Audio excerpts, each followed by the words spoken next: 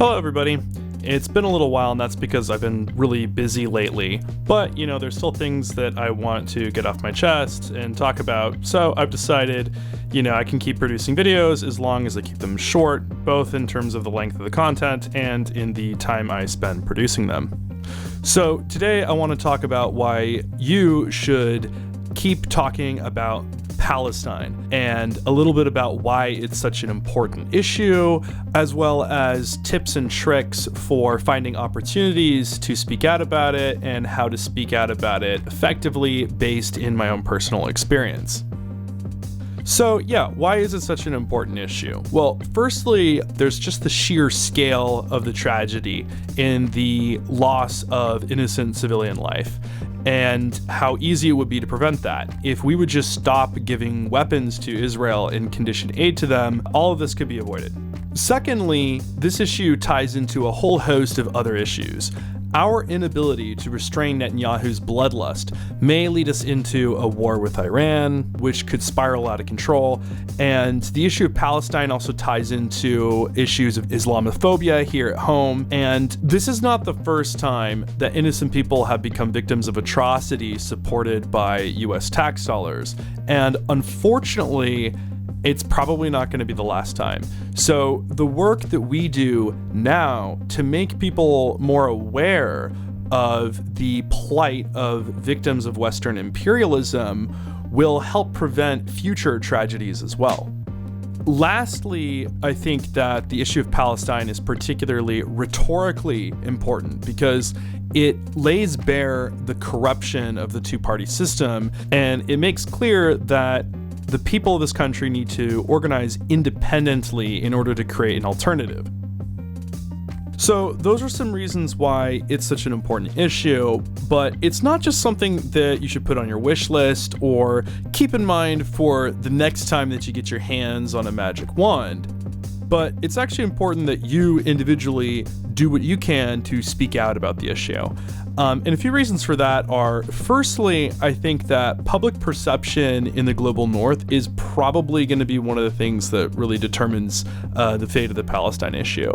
That's because Israel is able to do all these genocidal actions because of the support that they receive from the West. And the most obvious bit of proof for this is how Ronald Reagan was able to stop Israel's bombing of Beirut with a simple phone call when he saw all of the destruction that they were causing. So if we can make it a political cost for our politicians to unconditionally support Israel, then that would help a lot. And if we could give them political space to maneuver in so that they can start challenging Israel and calling them out on their bullshit, then that will allow for the pressure required to actually change their policies and behavior. Another thing is when you're vocal about the issue and you speak up about it, you give other people the courage to stand up and voice their opinions as well. Because there's a lot of taboo around supporting Palestine because some people feel like they might get misinterpreted or seen as being anti-Semitic or something like that, which of course it's not, right? There's nothing anti-Semitic about standing up for universal human rights.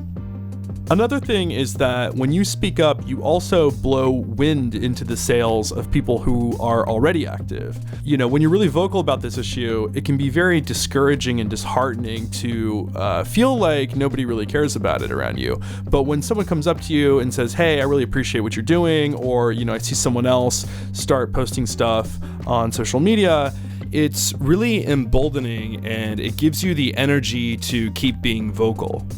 So every little bit of support that you offer really makes a difference. Lastly, I think that, if nothing else, protesting in favor of Palestine is a chance to stand in solidarity with your Arab American and Muslim American neighbors and let them know that you think that they matter. As I mentioned earlier, this issue ties in very closely with Islamophobia that we see here at home. And I can only imagine how alienating it must be to be in a society which turns a blind eye towards the slaughter of people who look like you, in large part because they share the same religion as you. Occasionally, while I'm out protesting, I'll see a woman go by with a hijab on, and I can tell by the look on their face that they really appreciate that I'm out there. So, if nothing else is accomplished, I think that at least that's worth something. But it does look like we are accomplishing some progress already. Among Democrats, sympathy for Palestine over Israel has increased dramatically, and Spain has taken steps to restrict trade with them. And personally, I know people who have started to understand the plight of Palestine, so I think we're making some progress. And even myself, I wasn't terribly well informed on the issue before October 7th, and I consider myself to have been a pretty politically plugged in person. So while I do think there are a lot of people who are just heartless, I also think that there are some people who can be reached who just don't know better yet. So now I'd like to go over some tips and tricks for speaking out about the issue. My first tip is weave it into everyday conversation when you get the chance. And if you have a keen eye, you'll see that there's a lot more opportunities than you might have thought. So maybe if you're talking about what you did last week, then you might bring up, oh yeah, I went to a Palestine protest. It was fun. There were some cool people there, yada, yada, yada. Or you're talking about, your plans for the weekend or something like that. You might mention that you're going to a protest with somebody. And I think too, if you talk with somebody and you kind of assume that they share your basic stance on Palestine, it kind of puts them on the back foot a little bit. I think it makes it a little bit more persuasive. Because it kind of implies that every normal person should agree with me on this issue. You could also be talking about the news or something like that. Maybe you're talking about how crazy the situation is with alligator Alcatraz or something like that. News is a really common object of small talk. And then you could quickly hop over to saying, yeah, it's also crazy what's going on in Palestine. And then you could bring up another example of the IDF killing journalists or killing aid workers or clearly innocent people or something like that. Another one that you could do is maybe you're talking about music, and you could bring up that, oh yeah, I found this new musical artist I'm really interested in. His name is Low Key. He raps about Palestine. You share some of his songs or something like that, and you use that as sort of like a bridge to talking about the issue of Palestine. So exactly how you do that, that's up to you, but if you pay attention for it, you'll find some opportunities. I personally have had a lot of positive experiences doing this, and I think it's good because you're able to reach people who aren't necessarily politically engaged, because otherwise you're either, talking to people who definitely already do agree with you, or you're talking with people who never will agree with you no matter what. So I think that this is definitely worth trying.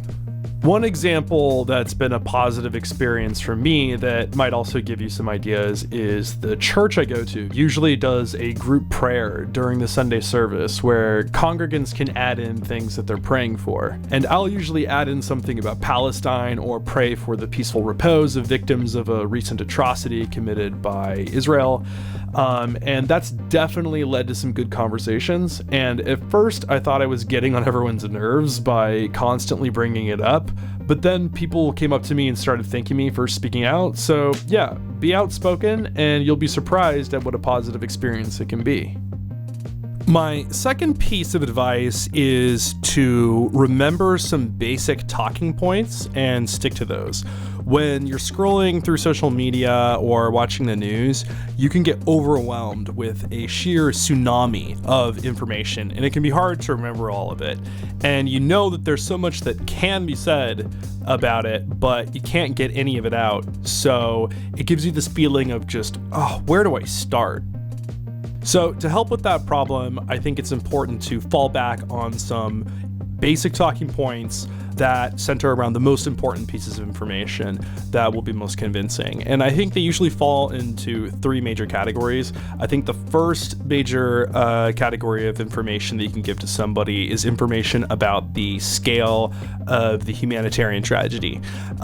It's important to let people know, for example, that the overwhelming majority of people killed by the IDF are women and children, and that the official death tolls are definitely an undercount because all of the infrastructure which is responsible for keeping track of people who've died has been destroyed. I think that the second major group of information is information that shows that the Israeli government is acting in bad faith. And there's a lot of really good options to pick from to make this point. I'd let people know, for example, that even their own soldiers have come out and said, hey, we've been ordered to shoot at innocent civilians. I also think that the stories about them targeting aid workers are pretty damning, especially the one where they buried them all in a mass grave and then they were caught lying about how it transpired because of video evidence that came out. And anyone who thinks that this is all about rescuing the hostages should know that if Netanyahu really wanted to rescue the hostages, he wouldn't violate ceasefire agreements, because almost all of the hostages which have been safely returned were returned because of a ceasefire agreement. And if somebody thinks that this is about getting Hamas out of power, then they should know that Hamas has actually proposed to relinquish control over the Gaza Strip to an independent committee of technocrats in order to get a permanent ceasefire. But Netanyahu has not taken them up on that offer. I wonder why.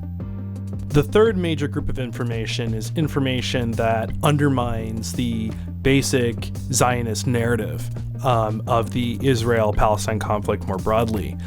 For example, one thing that I think is really important for people to know is that as early as 1919, it was clear that the Palestinians wanted a democratic state with equal rights for all, including religious minorities like Christians and Jewish people. In contrast, Israel is an apartheid state because it doesn't give people equal rights, but rather discriminates against Palestinians both explicitly and implicitly. And you can check out some of these discriminatory laws in the database on adala.org.